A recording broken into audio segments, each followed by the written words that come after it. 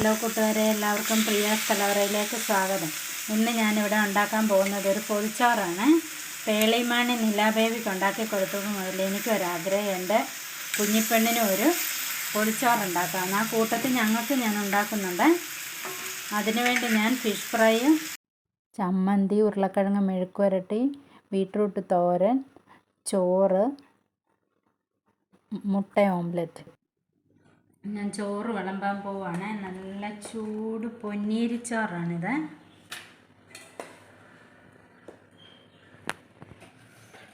ചോറെടുത്തിട്ട് ഇങ്ങനെ ഒന്ന് അമക്കി കൊടുക്കണം. അന്നേരം ചോറിൻ്റെ ചൂട് നമ്മൾ കഴിക്കാൻ നേരം ഉള്ളിൽ അങ്ങനെ ചൂട് കാണുമേ. എന്നിട്ട് നല്ല മുളക് ചുട്ടരച്ച തേങ്ങാ ചമ്മന്തി ഒരു സൈഡിൽ വയ്ക്കുക. ഒരു കഷ്ണം നാരങ്ങ അച്ചാർ അതിൻ്റെ സൈഡിൽ വയ്ക്കുക.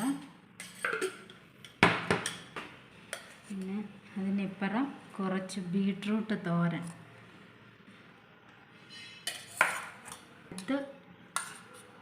സമ്മന്തിക്കടുത്ത് ഉരുളക്കിഴങ്ങ് മെഴുക്കുവരട്ടി വയ്ക്കുക.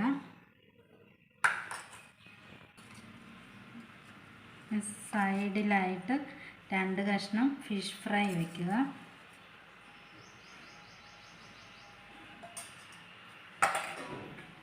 ഏറ്റവും മുകളിലായിട്ട് ഒരു മുട്ടയും അങ്ങോട്ട് വയ്ക്കുക.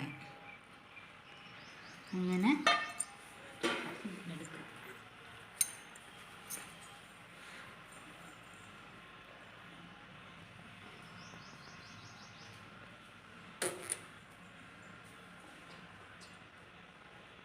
നമുക്കിനി ചോറ് പൊതിഞ്ഞെടുക്കാമേ. ഇതൊരു 2 മണിക്കൂർ, 1.5 മുതൽ 2 മണിക്കൂറെങ്കിലും പൊതിഞ്ഞ് വെക്കണം. അപ്പോൾ ഈ ഇലയുടെ മണമെല്ലാം ചോറിലും കറികളിലും എല്ലാം ഇറങ്ങും. 2 മണിക്കൂർ ഇരുന്നതിന് ശേഷം നമുക്ക് കഴിക്കണം. അപ്പം നല്ല സ്വാദായിരിക്കും ചോറിന്. ഇനി സാൻവിക്കുട്ടിക്കുള്ള പൊതിച്ചോറ് നമുക്ക് റെഡിയാക്കാം. കുഞ്ഞിമോക്കുള്ള പൊതിച്ചോറ് ചമ്മന്തി അച്ചാറോ അല്ലാതെ ബാക്കിയെല്ലാം ഞാൻ വെച്ചിട്ടുണ്ട്. ഇനി അവൾ കഴിക്കുമ്പോൾ അവളുടെ റിയാക്ഷൻ നമുക്ക് കാണാം കേട്ടോ.